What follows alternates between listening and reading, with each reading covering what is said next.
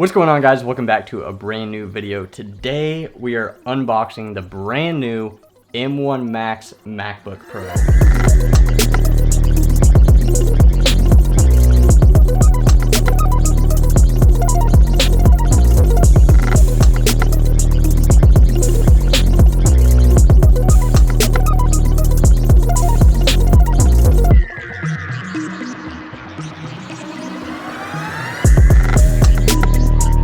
So I have not been this excited about a new Apple product in quite a while. I actually just recently upgraded to the M1 MacBook Pro 13-inch from my 2016 15-inch MacBook Pro. I had my previous MacBook for about 4 years and it was just really starting to slow me down.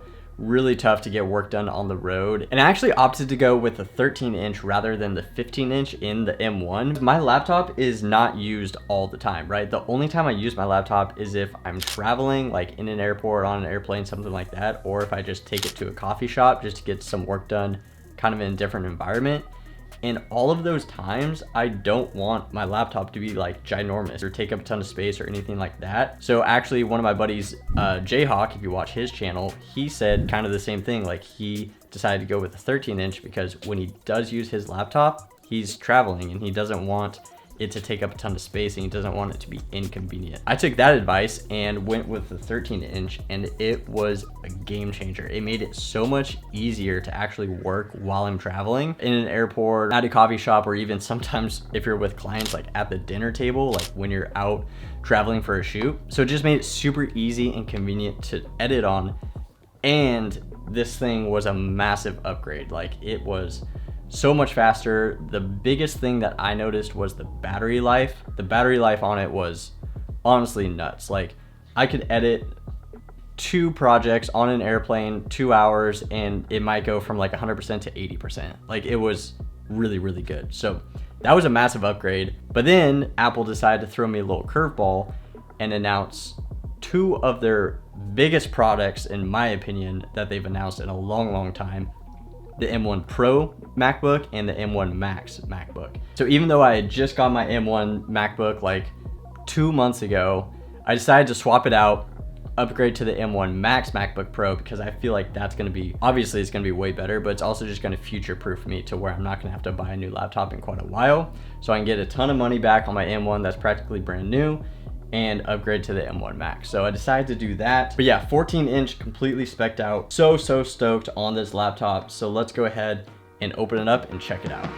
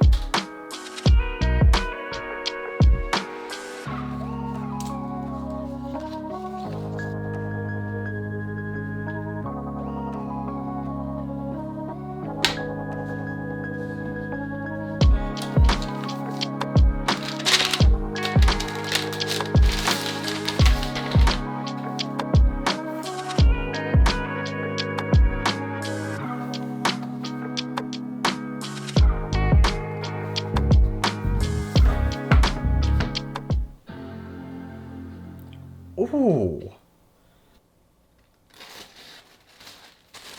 There it is. Beautiful. All right, so obviously first impressions, I'm sure you've seen a lot of these, but it's definitely thicker than the old MacBooks. Like it's definitely thicker, it's definitely heavier, but the shape of it is actually, it's really cool. It's less kind of like rounded and it's more just like squared off on the edge here, which is kind of cool. Nice look. It's obviously got these feet down here, which they aren't like quite as noticeable as I thought they would be. Like I've seen some other reviews and these feet look like they stick out a lot. They really don't. Really clean MacBook kind of engraving here. This thing, it just feels like really, really well built, honestly. It feels so much better than, hold on, let me just unplug all my dongles real quick. So here's the M1 MacBook Pro, and you can definitely tell like size difference. I don't know if you can tell here. So obviously it's quite a bit thicker. Damn, boy. Damn, boy, he's thick! For sure, but just kind of a slightly different design too. This is just much more rounded, much more clean and sleek. It's also got these vents on both sides, which this guy does not have. So this is completely solid all the way around other than the back piece here. The M1 Max has these two vents on both sides, and as well as a real big vent on the top as well. So probably just really improved airflow, which I've heard these things can run really well without the fans even turning on. So that probably really helps with this. The look of this black background, honestly, I don't know why, but in the other reviews I was watching, people were noticing the black background on the keyboard, and for some reason it never stood out. But now I'm seeing it, instead of the space gray and then the keys just being spaced out, the whole keyboard is just black, and that's a really cool look. Honestly, I really like that. Looks like you have just a full keyboard set into your laptop, so that's kind of cool. The touchpad on the M1 Max does look a little smaller than the original M1, but honestly that's not that big of a deal. Sometimes I would even find myself keeping my hand like set on the touchpad, and you know, my cursor not moving because my hand was sitting on it because it was so big. That's what she said. So this one being slightly smaller is probably a little more functional, so I do like that. Obviously, touch bar is gone. Thank you. That was the most useless piece of technology that I have ever seen. It just didn't work well. Like, if you want to change like the volume or the brightness or anything, or just use it, you had to click to go into it, and then you had to use the buttons from there. Whereas in the new one, you just have all the buttons right up front, and you don't have to press anything to go into changing the volume or the brightness or whatever other commands that you want to use. They're all just laid out there perfectly for you. So really like that. Or if that didn't save. All right, let's see. Hopefully that clip saved, because the R6 just, I do not like the R6. Like, I just want to buy another 1DX because the R6 overheats, the battery dies. It's just not good stuff. I love my 1DX though. So anyway, back to it. Obviously, as you can see from up here, the display is slightly bigger.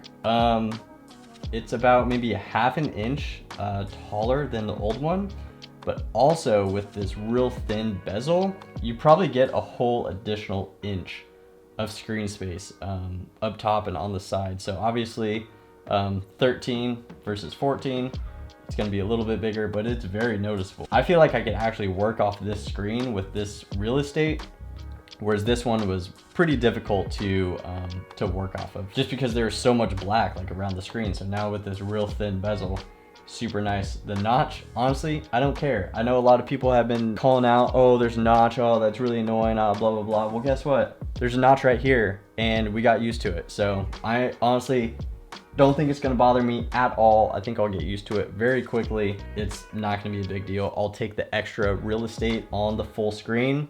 If I have to have a notch there, totally fine. So definitely noticing a little bigger speakers on both sides here. I've heard that the sound out of the M1 Max is phenomenal. Not that I really ever use like the computer speakers off of this. Normally I have it plugged into my speakers here, or I have AirPods or something in, so not really like a huge deal. But maybe if you're like with friends out away for a weekend or something like that, and you bring your laptop and you forget a speaker, potentially that could work really well. I'm not sure, but it's worth trying. Kind of interesting. Not a big like technology thing, but they removed the MacBook Pro label on the front of the screen there. So M1 MacBook says MacBook Pro right here, and the M1 Max, there's nothing. It's just clean. Obviously slightly bigger, maybe a 1/4 inch on the base or something like that. So yes, it is a little bigger. Yes, it is a little thicker, but I think I will gladly trade off a slightly larger laptop that is just an absolute beast. Makes me excited to edit on, excited to work on, excited to take with me and travel. We have the ports back. I'll talk about that in a second. But yeah, I'm just really looking forward to this, especially because I've been editing off of my PC, off of my Alienware PC for the last couple of years, and that thing is an absolute beast. When you're going through footage, it just cuts through like butter. It is amazing.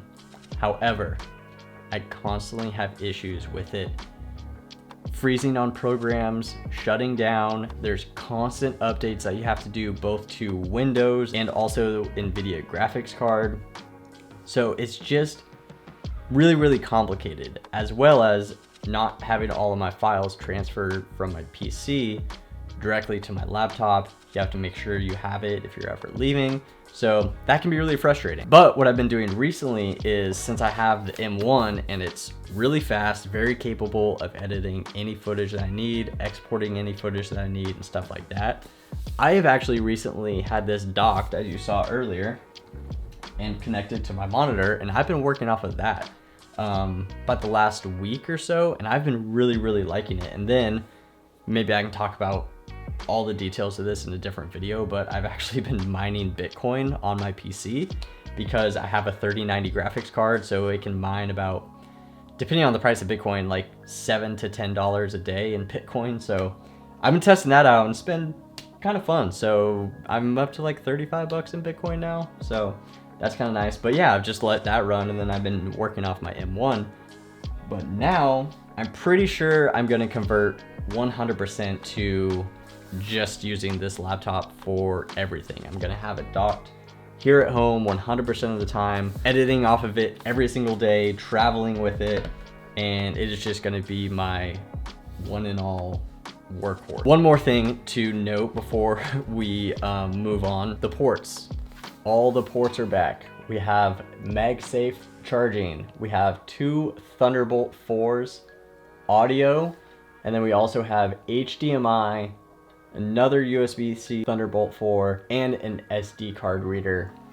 Can we just take a minute to, like, can I just throw this away now? Can I just throw this thing away? The world of dongles and buying all of this crap to be able to use your MacBook. And here's the other thing, this M1, there's only 2 USB-C ports on it. That's it, 2 USB-C and an audio, and that's all I got. I don't know why I got it that way, but the fact that I had to plug this in pretty much no matter what was so frustrating. So happy to just be throwing all my dongles away now. I'm done with them. We got all the necessary ports back. 3 USB-Cs, HDMI, MagSafe, SD card reader. SD card reader, this is amazing. Why would they ever take out an SD card reader on a laptop built for creatives? Like, that makes no sense. Also HDMI, huge win. So that is really exciting. One more thing, I guess we could talk about charger. So obviously it's the normal charging brick here, USB-C on the back, but then we have this braided MagSafe charger, USB-C on the other end, MagSafe on this end. And maybe it was a weird cable, maybe it was flawed, I don't know, but I feel like it was kind of common. The old MacBook chargers that would leave like this chalky, like white residue on like anything it touched. Like if you touched it with your hands, you'd have like white chalk on your hands. Like, does anyone remember that? Does anyone remember that? Because that was a huge problem I remember back in the day. And the fact that now they have a braided cable, I mean, they finally stepped into the 21st century. It's amazing. This is legit. I'm really stoked for this, but this is kind of satisfying, I'll be honest. Like,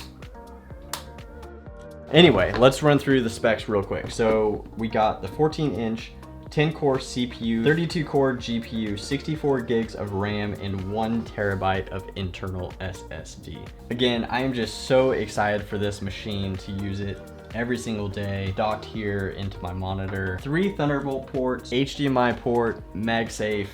I mean, I'm set. What more could you want? What more could you ask for? This is perfect. I'm gonna get this set up, install Premiere and all of that stuff, and then probably run a side-by-side test of the M1 and the M1 Max and see how they compare. I was gonna say see which one's faster, but obviously that's not even gonna be a question. This one's gonna be way faster. It's just a matter of how much. All right, well, I think that's about it for first look at the M1 Max MacBook Pro. I think I'm absolutely gonna love this thing. I am so excited to test it out. Kind of curious to see how the battery life holds up on this one. I don't think it's gonna be as good as the M1, but I still think it's gonna be way better than the 2016. I've already seen some reviews saying it holds up really well, so I'm curious to test that out. Comment down below what your opinion on the M1 Max is, if you have snagged one up yet or not, and kind of just like what you think of it. Does the notch on the screen really bother you? Does the thickness bother you? Are you excited about having all the old ports back, like HDMI and SD card reader, MagSafe charger, all that good stuff? So anyway, that's gonna be it for this video. Gonna start testing this thing out, editing some videos on that this week. Super stoked for that. Compare it to the M1 and see how it holds up. So thanks for checking out this video, really appreciate it. If you enjoyed it, please smash the thumbs up button. That means the world to me. It really helps get the video out to more people. And if you want to see more videos with the M1 and other things in the future, please consider subscribing. Really means a lot. Appreciate all you guys. Thank you so much, and we'll see you in the next one.